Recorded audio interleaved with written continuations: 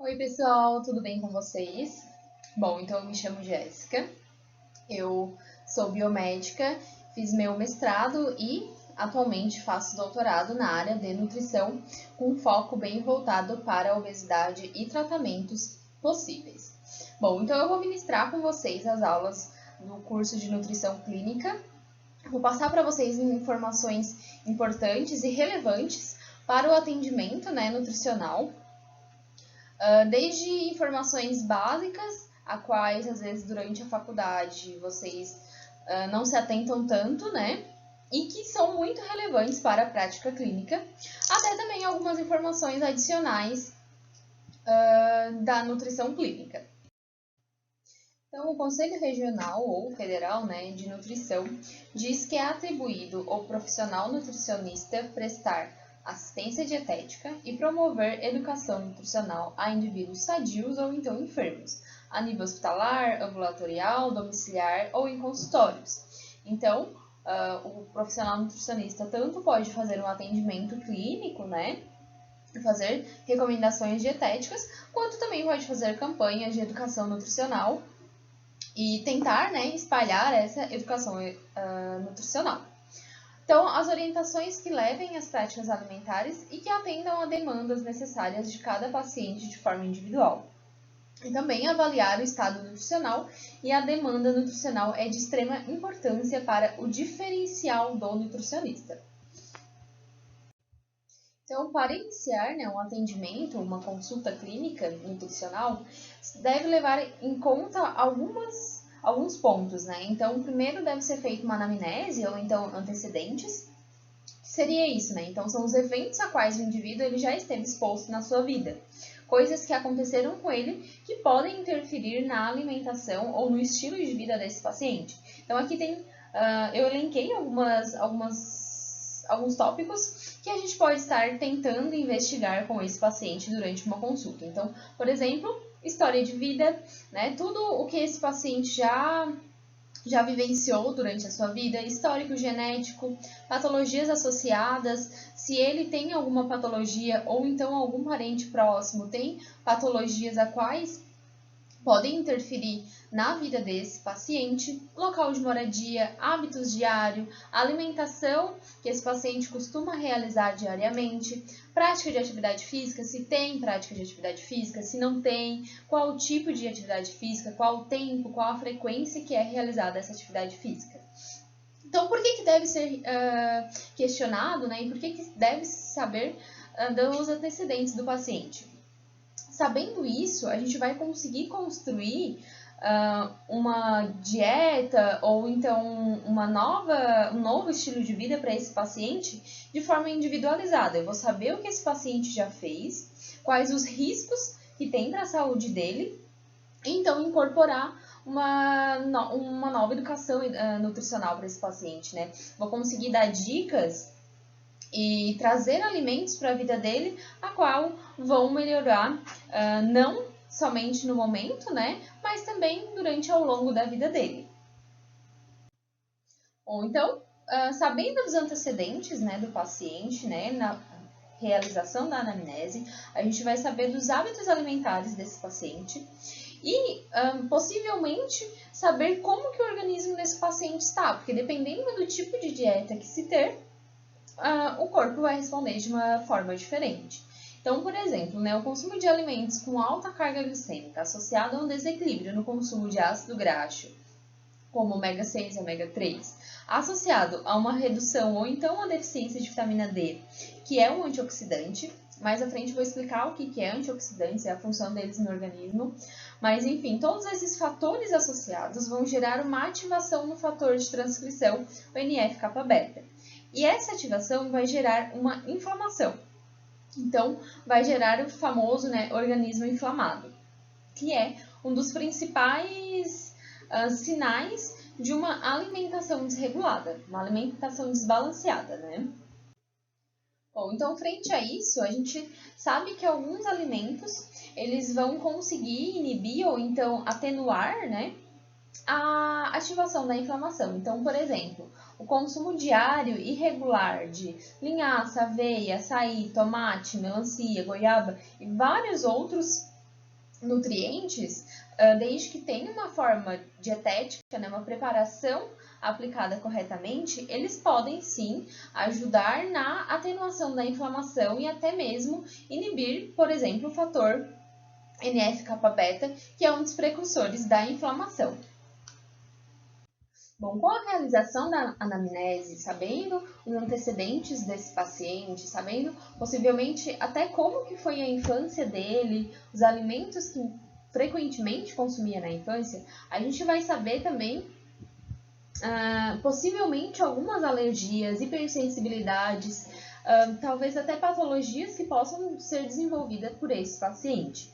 E, consequentemente, né, durante as consultas nutricionais, vai tentar incluir alimentos e nutrientes que vão reverter ou então atenuar esses efeitos, né? Uma das coisas que podem acontecer, né, dependendo do tipo de alimentação, é a sobrecarga no sistema imunológico na vida intrauterina e nos primeiros anos de vida, por meio de exposição de alguns fatores de risco que está relacionado ao aparecimento de diversas doenças na vida adulta. Então, sabendo, né, até mesmo que a mãe daquele paciente consumia durante a gestação, a gente também pode saber de algumas coisas a quais esse paciente pode ser submetido. Então, por exemplo, eu trouxe aqui essa tabela. Eu não vou falar tudo aqui para vocês, mas é interessante que vocês olhem ela e vejam o que pode acontecer, né, simplesmente por uma alimentação durante a gestação, né, que é uma parte, assim, uma fase, né, da vida da mulher, a qual, às vezes, enfim, por inúmeros fatores e até mesmo um fator cultural, né, essa mãe acaba consumindo muitos alimentos e geralmente, né, acaba incluindo ali na alimentação alimentos que são pouco nutricionais, alimentos ricos em gordura, ricos em açúcar, sódio, enfim. Então, vocês depois dão uma olhadinha nessa tabela, a qual ela é muito interessante. Então, por exemplo, aqui a gente tem, né, a doença, né, o câncer, a qual a disfunção imunológica dele, então, está na supressão de citocinas, e isso, o fator, né, de risco é o consumo de hidrocarbonos aromáticos, fumo durante a gravidez, ingestão de álcool durante a gravidez e exposição a metais tóxicos. Então, esse é só um exemplo, né, das diversas doenças que podem ser geradas a partir de uma alimentação ou então exposição durante uma gestação. Ou então, uma hipersensibilidade alimentar, ela vai levar a uma resposta imunológica, então vai ter a ativação do sistema imune. E isso, então, vai gerar uma liberação de substâncias que vão atuar como gatilhos para desordens no organismo, ou então até mesmo algumas patologias associadas. Então, como asma, sinusite, inflamações, doença celíaca, cólica, constipação, gastrite, úlceras, síndrome do intestino irritável e várias outras doenças, né, do trato gastrointestinal, psoríase, enxaquecas e muitas outras também que frequentemente a gente consegue observar em pacientes com hipersensibilidade alimentar. Bom, a exposição também a alguns tipos de alimento, né, por muito tempo, eles podem gerar hipersensibilidades alimentares. Então, reações diversas a alimentos, eles podem gerar alergias, que geralmente é mediada, né, por anticorpo IgE, hipersensibilidade mediada por anticorpo IgG, IgM, IgA, IgE e também por células T, células imunológicas, né? Intolerâncias, que é geralmente, né, desencadeada por deficiências metabólicas. E isso, então, né, a IgE ela vai acionar uma cascata de citocinas, vai liberar a histamina, que é o que vai nos gerar essa sensação de alergia alimentar.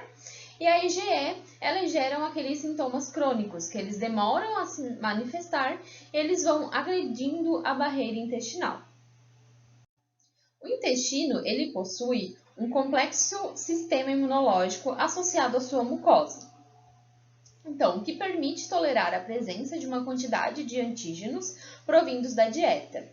É capaz também de reconhecer e rejeitar micro-organismos patogênicos que possam desafiar a defesa imunológica intestinal. Então, o intestino ele tem a microbiota normal, né, as bactérias que são comum de estar no intestino, porém ele é capaz de reconhecer, né, bactérias, micro-organismos, enfim, que possam gerar patologias, e então o intestino consegue eliminar esses patógenos. Então, no intestino, a defesa imunológica ela é principalmente pela mucosa ou então pela microbiota presente no local. A agressão repetida a essa defesa, então, se eu consumo alimentos que vai agredindo a minha mucosa ou então a microbiota, geram hipersensibilidade e isso vai gerar uma permeabilidade intestinal. Então, se eu consumo um alimento frequentemente que gera dano, né, nessa mucosa ou na microbiota ou então nos dois juntos, eu vou gerar uma hipersensibilidade alimentar. E vai fazer, perdendo, né, a permeabilidade intestinal, faz com que moléculas elas transmitem livremente na circulação de forma não controlada, né? Porque o intestino ele faz o controle dessas moléculas que podem ser circuladas.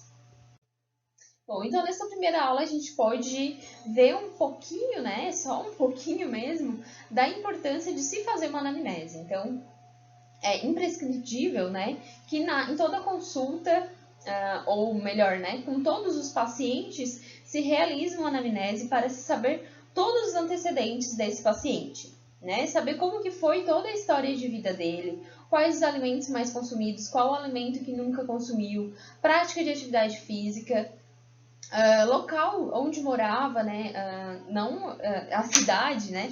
Mas se morava na zona rural, zona urbana, tudo isso, né? Por exposição por muito tempo, vai alterar o comportamento desse paciente e também pode gerar alterações em comportamento alimentar. E às vezes, com uma anamnese bem feita, sabendo de todos os antecedentes desse paciente, a gente vai saber por que ele tem aquele comportamento e como que a gente pode lidar para mudar o comportamento desse paciente frente à alimentação. Então é isso, até a próxima aula!